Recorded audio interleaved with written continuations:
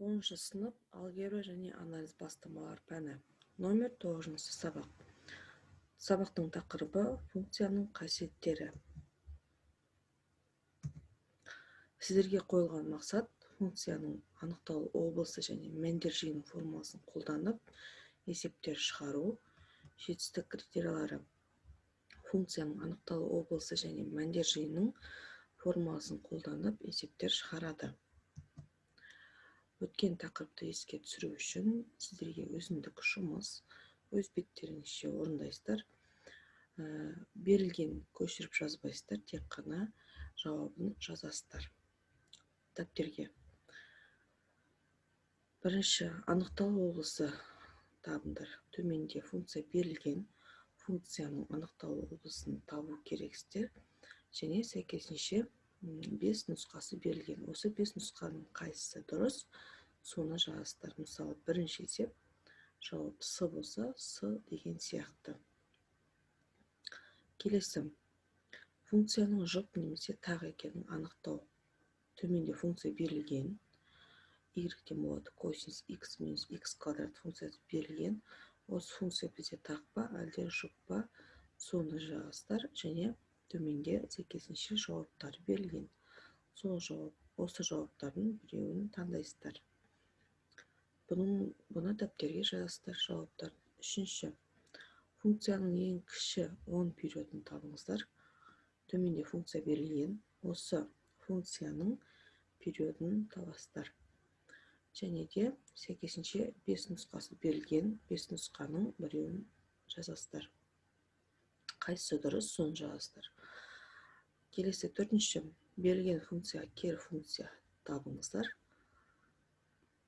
Функция берілген, осы функцияға кері функция табасыздар. Және төменде 5 нұсқасы берілген, 5 нұсқаның біреуін таңдайсыздар. Қайсысы дұрыс, соны таңдайсыздар.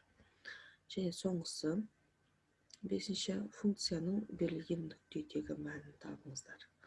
Төменде функция берілген, осы функцияның мәнін есептеп табасыздар. Дәптерімізге жауаптарын жазайық.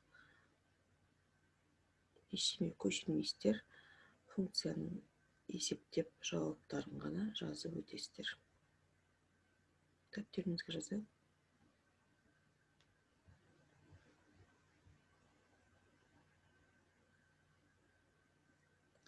Жақсы, орындап болсақ, келесі тапсырма көшейік. Келесі тапсырма ол бізде бейне жазба көру, видеоролик, кішігірім. Ал енді функцияны, кез келген функцияны зерттегенде біз бірінші анықталу облысын табудан бастайтынбыз. Ал функцияның анықталу облысын табу үшін мынандай шарттарды білу міндетті. Ең бірінші, егер берілген функция бөлшек рационал болса, f от x бөлінген g от x болса, онда біз білеміз төменгі класстардан бөлшекті бөлімінде сан болмау керек екен. Яғни санды нөлге бөлуге болмайтынын білеміз. Демек, бұл жағдайда, осы бөлшек рационал функция болған жағдайда қойылатын шарт, анықталу облысын табуға қойылатын шарт, өрнек нөлге тең болмау керек деген шарт. Осы шарт бойынша біз анықталу облысын табамыз. Екінші, біз білетін жұп көрсеткішті түбір астында болса, егер өрнегіміз квадрат түбір астында немесе 4-ші дәрежелі түбір астында берілсе функция, онда біз білеміз кез келген санның жұп дәрежесі оң сан.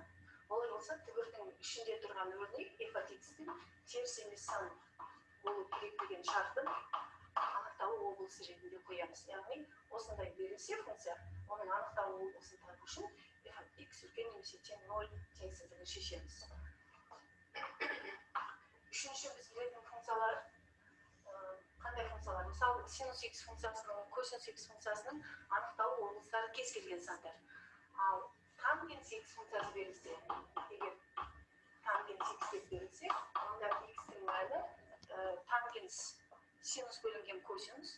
Олай болса, косинустың 0 болатын мәндерінде тангенс анықталмаған, демек пи бөлінген 2 плюс пи ен анықталу облысына кірмейтін нүктелер деп айтамыз. Сол сияқты котангенс болса, өзіміз білетін y тең болады. Котангенс x десек, онда x-тің мәні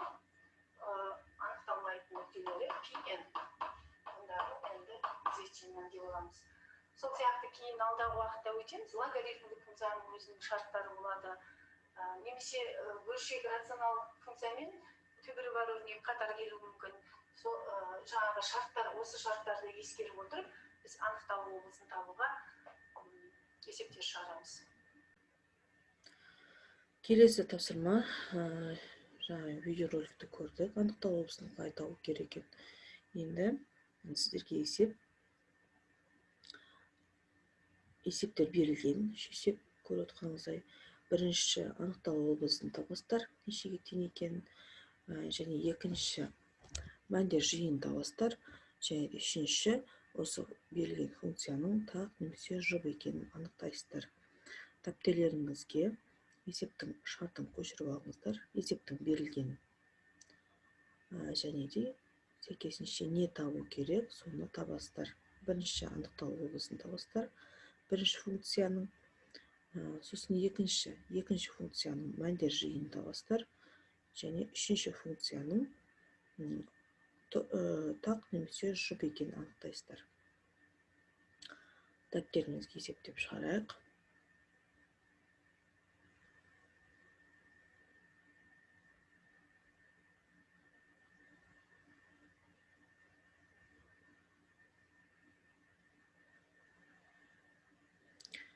Жақсы болсаңыздар, келесі тапсырмаға көшейік. Келесі тапсырма бізде функция берілген, y-тен болады синус x. Осы функцияның анықталу облысы барлық нақты сандар жиыны, және мәндер облысы -1-ден 1-ге дейін. Функция бізде тақ, өткен тақырыпта айтылып кетті, және функцияның периоды 2. Функция үздіксіз, төменде графикін көріп отырсаңыздар, функция үздіксіз сызықпен сызылған, және де функция қарап, функцияның қай жерде өсіп тұрғанын және кеміп тұрғанын байқауға болады. Көріп отырғаныңыздай, функция бірде өсіп, бірде кеміп отыр. Және осы мысалға сәйкес сіздерге оқулықтан тапсырма, оқулықтан 1-де 9 есеп, 13-ші бетте функциялар берілген, 4 функция берілген сіздерге. Сол 4 функцияның анықталу облысын табасыздар, және де жұп және тақ екенін ғана анықтайсыздар. Осы екеуін анықтайсыздар.